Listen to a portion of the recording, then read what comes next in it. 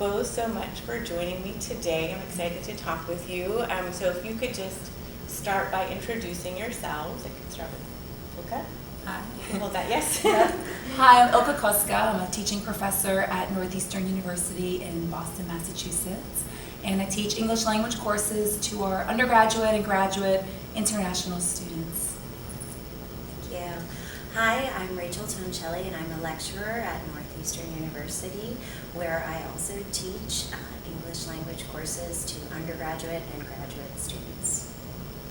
Well, to start, I wanted to know a little bit more about how you became interested in technology and bringing it into the classroom. So I don't know if you would like to go first to talk about that. You can start. Okay, thanks. Thanks, Gwen. So I've always tried to use technology in a way that's going to enhance what I'm already doing in the classroom. I'm a big proponent of the flipped learning approach, so technology has helped me implement that flipped learning approach where students learn the content outside of class, and then in class they are engaging with the content, working together, collaborating and interacting. So technology has allowed me to deliver the content outside of class and to measure their learning. And then I use it in class as well to engage students in collaborative writing. For instance, they work a lot on Google Docs. So it's always been for me a way to enhance what I've already been doing and to make my teaching easier and more fun. Thank you. Like Ilka, I've also really used a lot of technology in my courses, but I think mostly I use technology to think about ways that I can enhance collaboration among students. I think sometimes people have the false idea that technology means students are plugged into a computer and not interacting, and I think technology, when used well, can really be a tool for getting students to collaborate in interesting and creative ways, and also developing the technological skills that they'll need in the 21st century. Great. No, I think all of those things sound, like perfect ways to use technology. And then thinking about, so you both are, recipients of the Ron Chang Excellence in Technology for Teaching Award. And if you could just tell us a little bit about the actual materials that won this award. So, you want to start this one? Sure. Yeah. Okay, so when ChatGPT came onto the scene in November of 2022, Ilka and I quickly realized that this was going to be something that was going to disrupt education.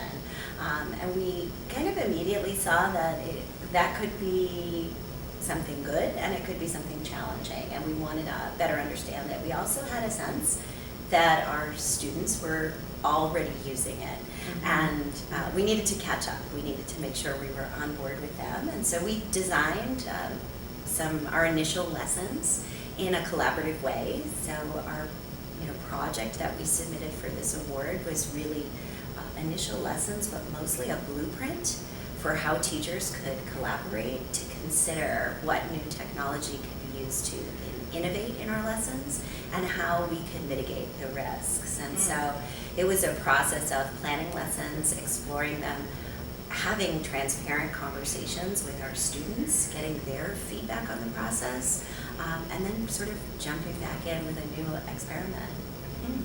Want to add to that? Sure, and this project that we did in the spring 2023 semester was really the springboard for a lot of other work that Rachel and I have been doing with not just ChatGPT, but with AI in general. So we did some faculty workshops in the summer where we were able to draw from our reading and our early experimentation in the spring 2023 semester.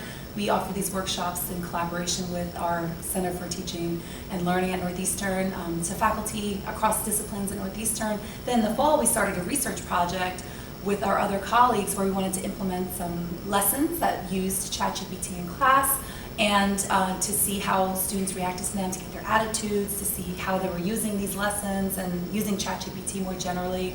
So we implemented them and we surveyed our students because we wanted to know what they thought about the lessons and how they went.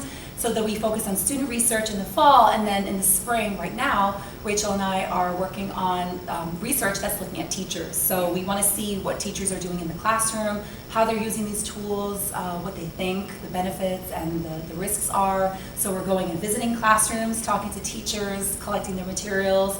We'll have a focus group interview at the end of the semester. So really this project that we started in the spring was really the foundation for a lot of other work that we've been doing with generative AI. A springboard, exactly. Yeah. No, that sounds like fantastic work, very exciting, innovative.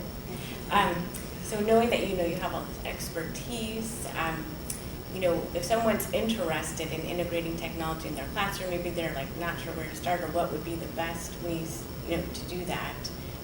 What resources or advice would you give to them? And that was one. Rachel, do you want to start? Or? Sure, thank you. Well, I would say it's okay to start small. I think the one thing that we've learned that I think can't be reiterated enough is that you don't have to toss out the window everything you know about English language teaching, right? So we're not just using the technology for technology's sake, it's really about thinking, how can this technology enhance teaching and learning in my classroom? And so you're building upon what you already know. So I think that's an important sort of starting point. And then I would say find a trusted collaborator, find colleagues that you can work with, because we have benefited so much from just bouncing ideas off each other, co-planning, experimenting with lessons, getting feedback from our students, and then comparing notes. That has been a really effective process. So you can do that at your own institution, or you can really also join the online community, right? So there are a lot of TESOLers who are online talking about what they're doing in their classrooms. There are webinars, conferences. So there are a lot of opportunities for professional learning that I think are available and very, very helpful. Yeah, what Rachel and I did in the spring, when this is just maybe 2 months after ChatGPT was released to the public, was we just dove in.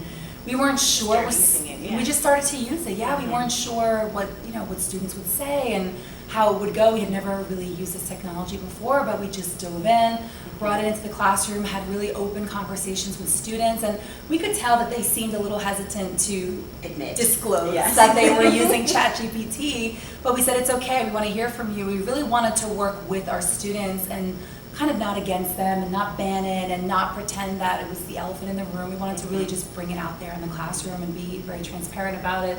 So we just dove in, and since then we've been reading a lot, reading online, talking to other educators, trying to just understand how all of this is going to impact our field.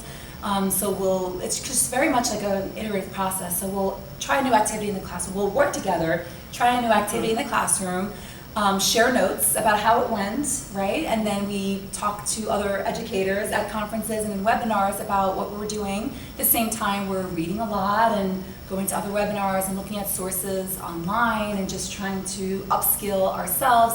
We're also trying new tools. So then we try those new tools, we bring them in the classroom, we discuss, and it's kind of just this very iterative cycle. And I found a lot of comfort in that and a lot of inspiration, because you realize that you're not alone. And this is all scary. Like, yes, it's innovative and exciting, but it's also scary and it's pretty daunting. So I've drawn a lot of inspiration and strength from working with Rachel and my other colleagues, because this is all very unknown territory, and it still is.